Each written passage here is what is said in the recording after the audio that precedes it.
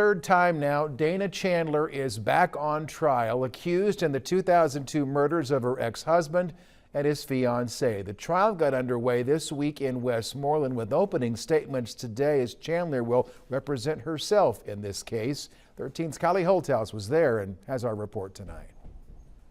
The prosecution's opening statement laid out for 16 jurors how they plan to demonstrate Dana Chandler's role in the July 2002 murders of her ex-husband, Michael Sisko, and his girlfriend, Karen Harkness. Charles Kitt, Deputy District Attorney in Shawnee County, honed in on 2 weekends when Chandler allegedly knew the children she shared with Sisko and who lived with him would be away from his house. 2 weekends where there was approximately a 27-hour blackout on phones and credit cards.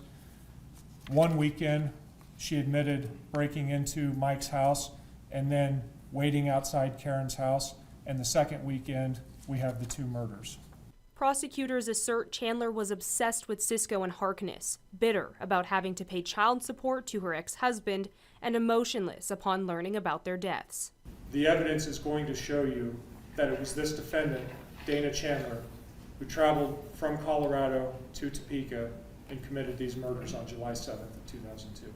It appeared that Chandler had fired her attorneys Friday morning, just before the trial was set to begin. My name is Dana Chandler. I have been accused of committing double homicide. You will hear testimony that I have maintained my innocence throughout this proceeding.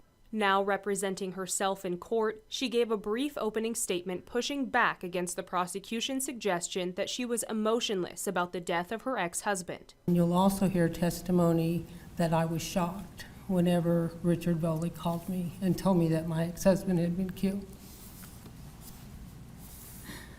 Chandler maintains there is no evidence proving she committed the murders. And you will hear no evidence that I was in Topeka on July the 6th or 7th of 2002.